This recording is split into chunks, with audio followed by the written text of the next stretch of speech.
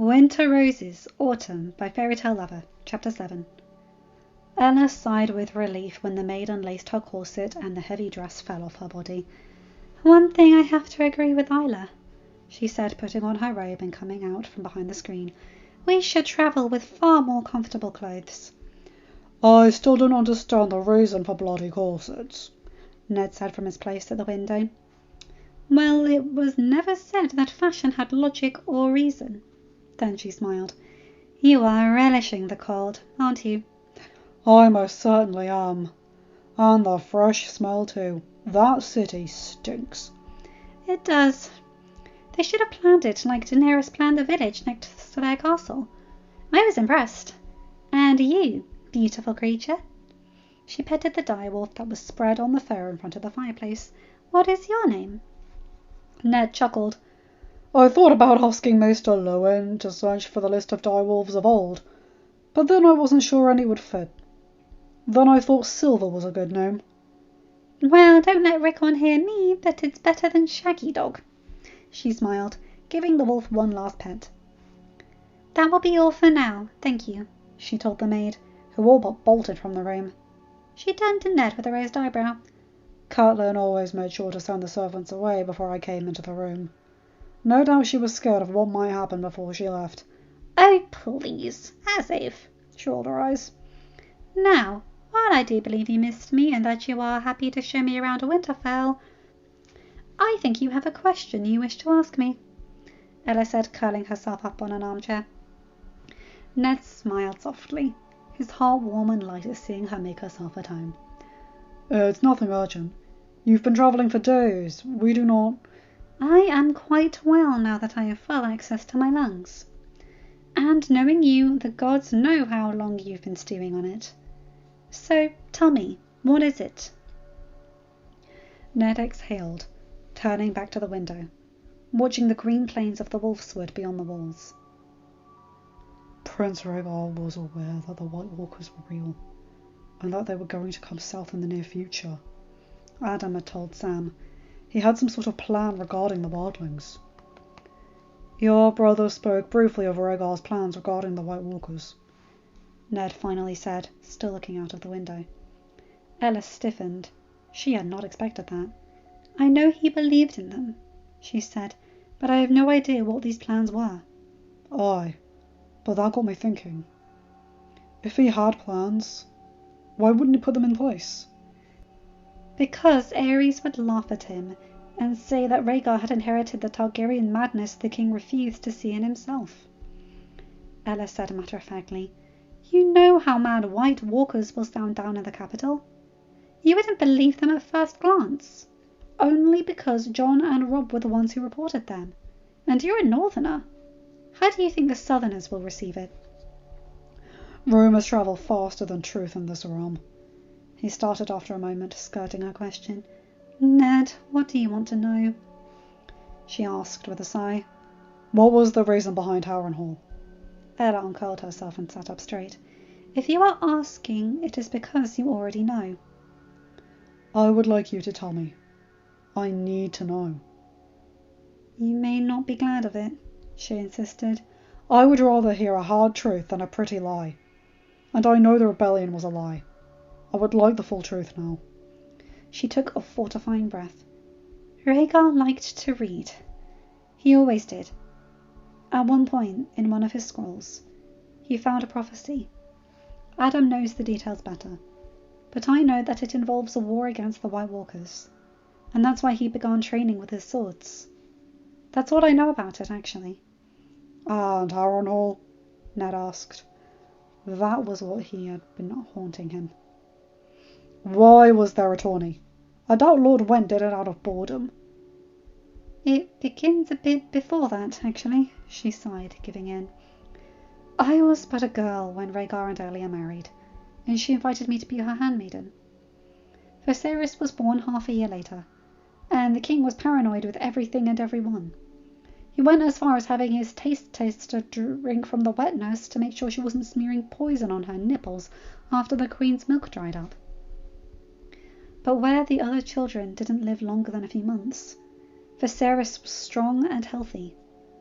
the first one to live to his first year since Rhaegar. And the king was sure he finally had another son who would grow up to be a strong prince. Rhaella despaired. Aerys was convinced it was his oath of fidelity, after he had his mistress executed for Prince Jaehaerys' death, that ensured Viserys' health. So of course he wouldn't leave her alone. Aerys was starting to give away too much paranoia and persecutory delusions, but he was still somewhat reasonable. And then Duskendale happened. The gods only know what really happened to him during that imprisonment, Ella continued, but the truth is that he lost what little reason he had left. No longer could Rhaegar hide it, nor the small council circumvent it. If before Aerys' jealousy and refusal of Cersei's hand had created a rift between him and Tywin, well, now there was a chasm.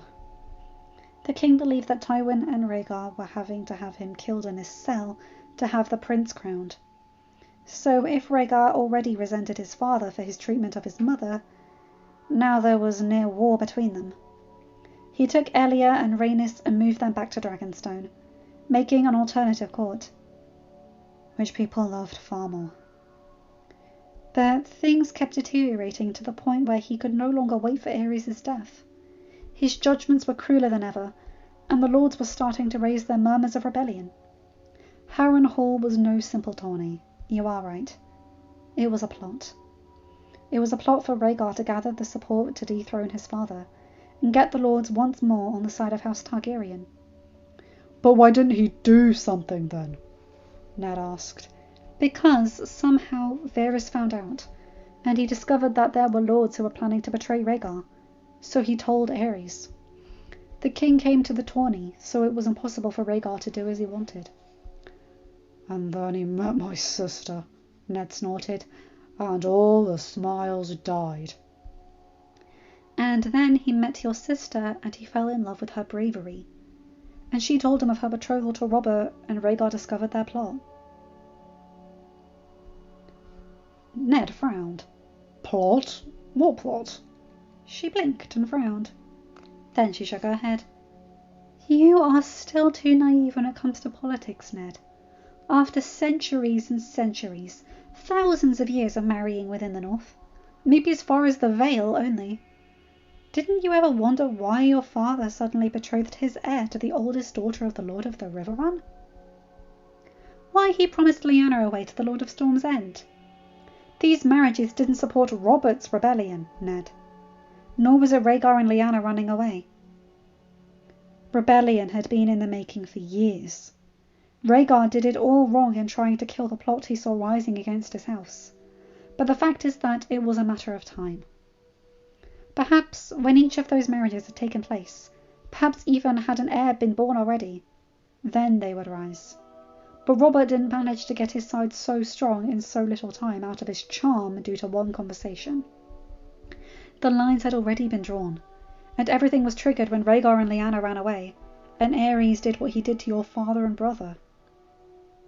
Ned stared out of the window for a long time, and Ella began to worry. What about Elia Martell? He finally asked. You said you didn't want to know, she said, in Starfall, and then when we met again in King's Landing. You asked me not to mention it, or anything from back then.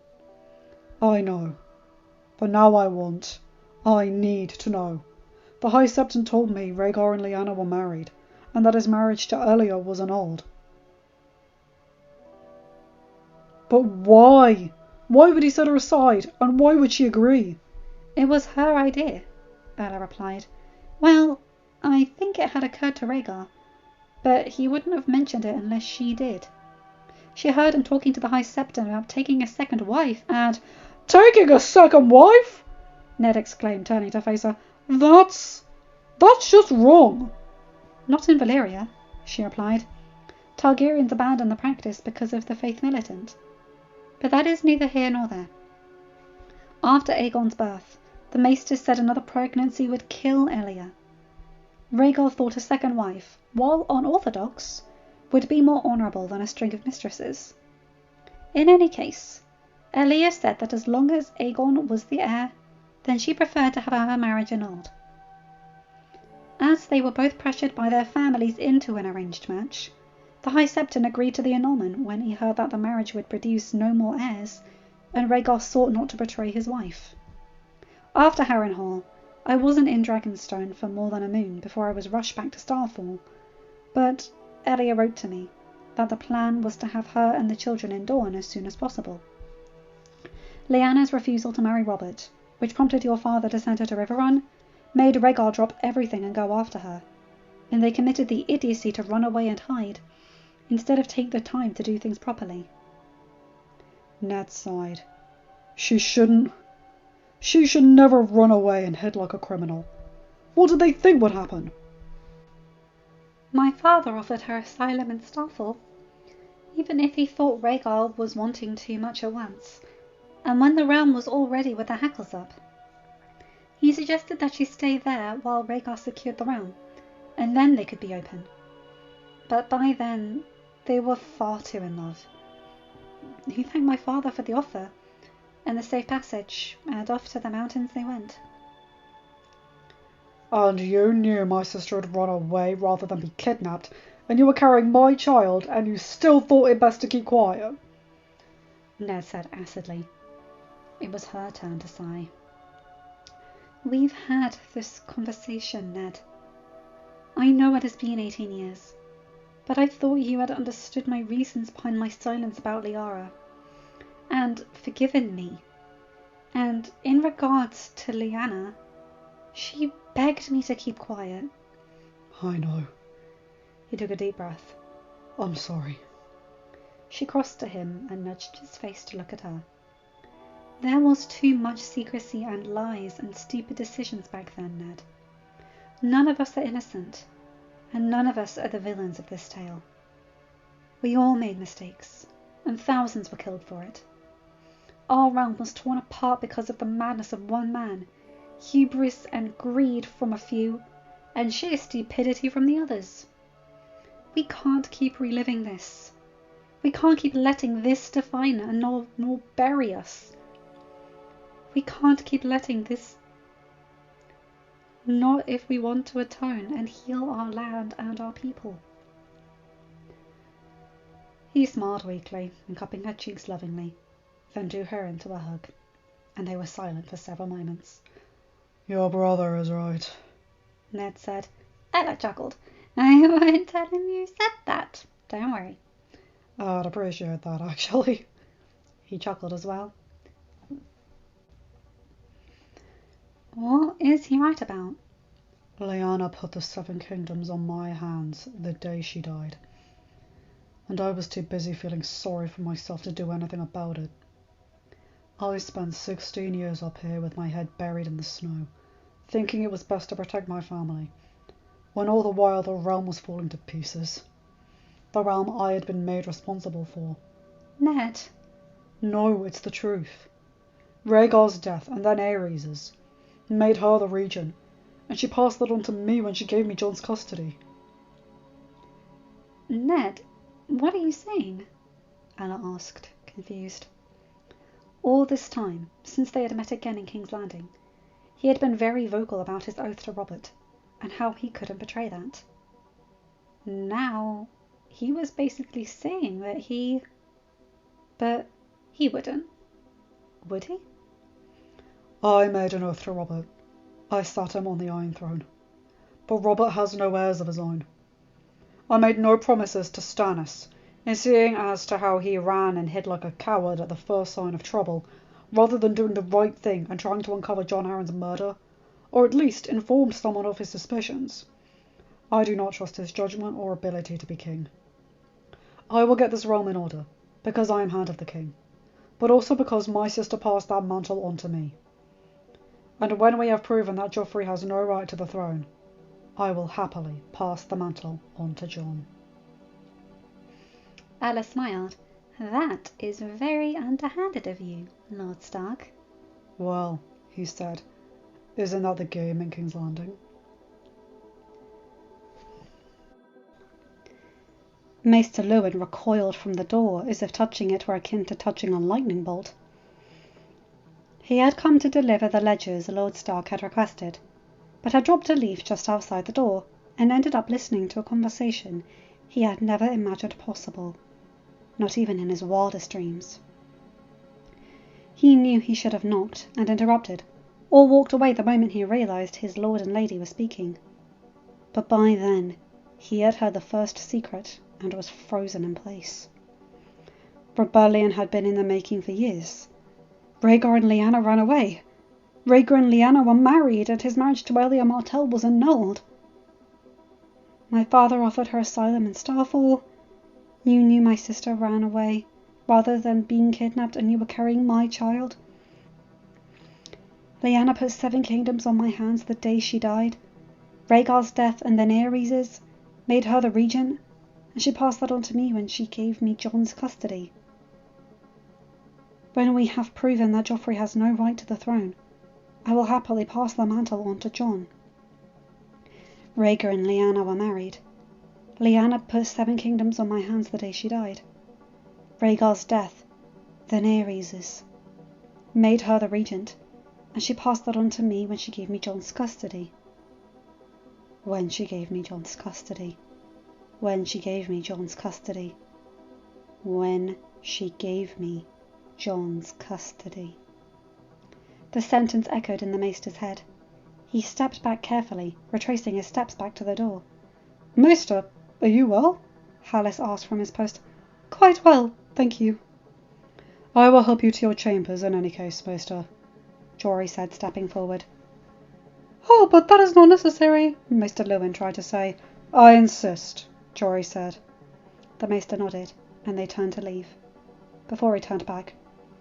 Hallis, Lord and Lady Stark will not be receiving any more guests. Let no one pass the outer door. Much less the bedchamber. Not even maids, unless they call. The guard frowned, but didn't have the time to say anything before the 2 men left. I can see you heard something that shocked you, Maester, Jory said once they were inside his solar. With those 2, I can imagine several options. What do you know? Maester Lewin asked, still pale. I am the captain of Lord Stark's household guard. I stand at their door, so I hear quite a lot. Winterfell is filled with secrets, but they are good people. I will not tell a soul if that is what worries you, Jory Cassell, the maester said. I may have sworn my life to the Citadel, but my loyalty is to House Stark. Good, the guard said. I like you, Maester.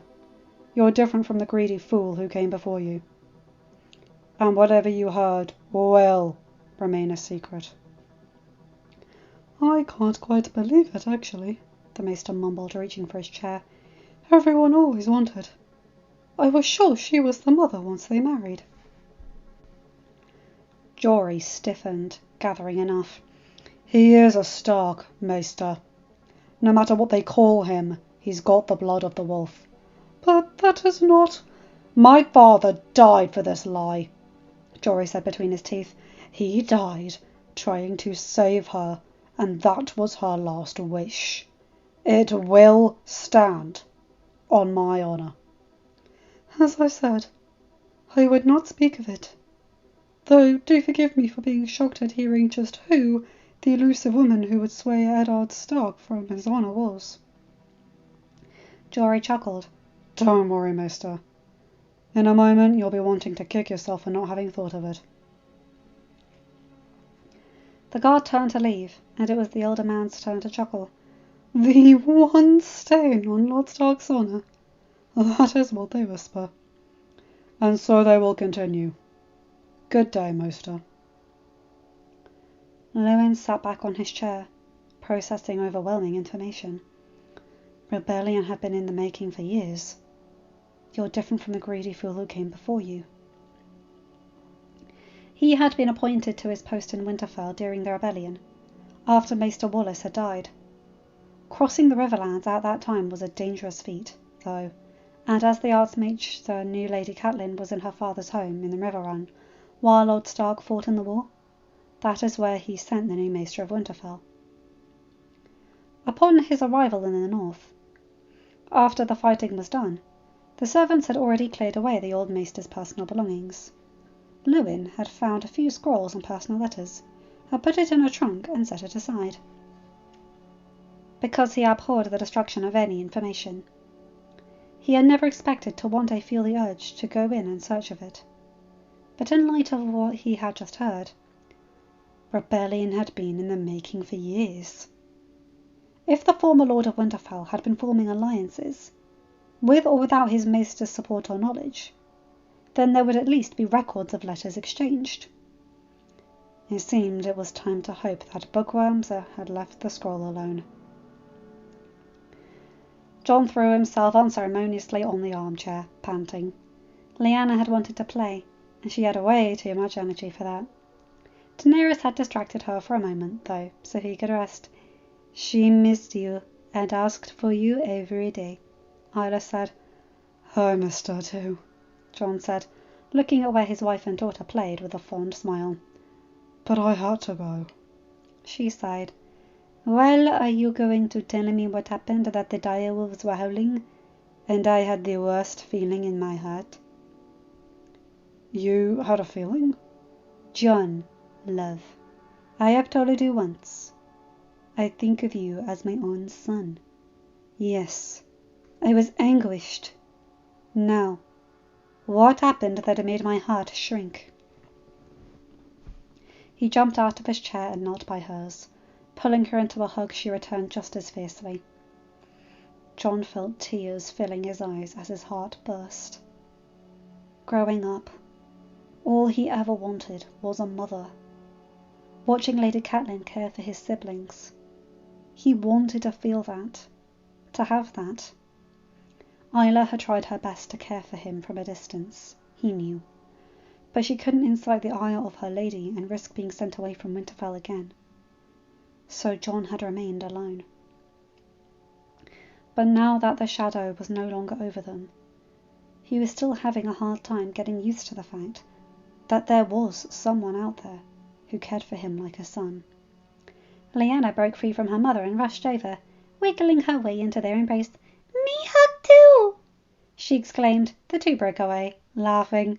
"Papa, let's play, Papa!" "All right, Leia, let's play," Jon said, picking her up and throwing her in the air, getting a delighted squeal from the girl.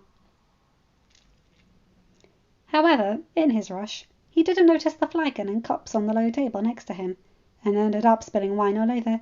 "Oops," Lyanna said. "Papa is in trouble." The adults laughed. "Come here, little love," Dany said. "Let's not ruin your dress, since Papa already ruined his own clothes." Isla stood up and called for the maids.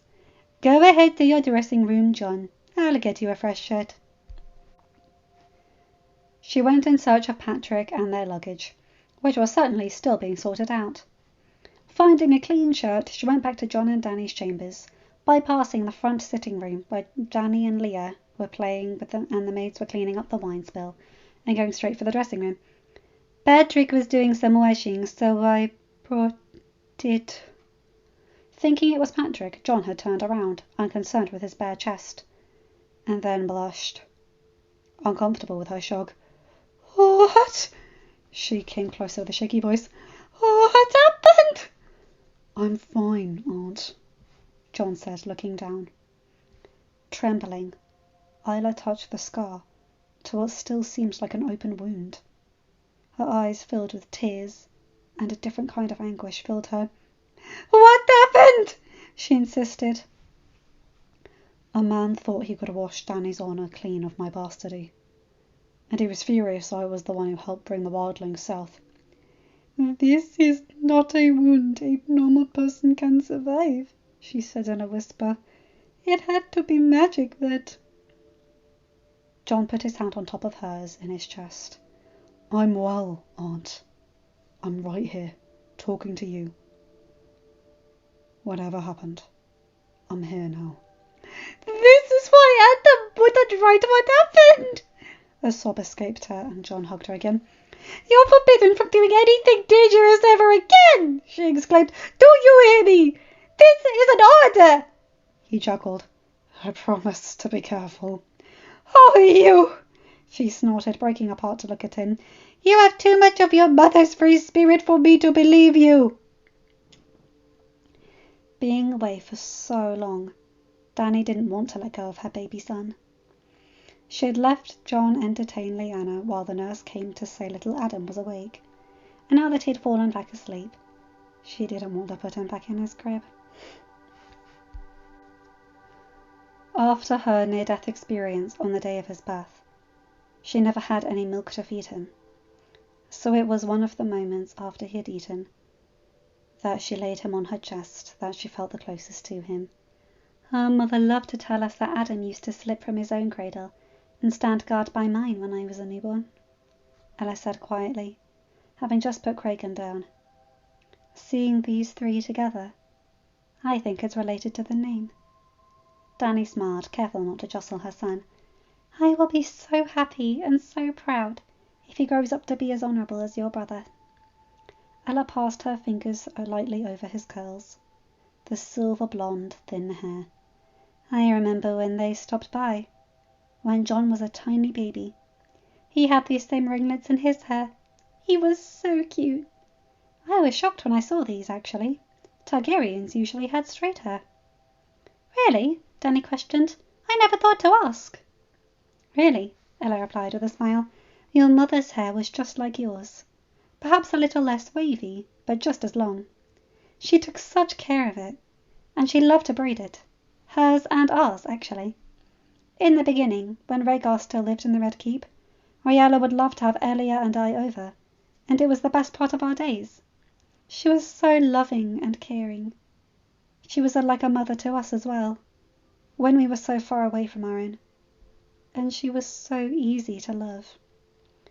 You really loved her that much? Danny asked.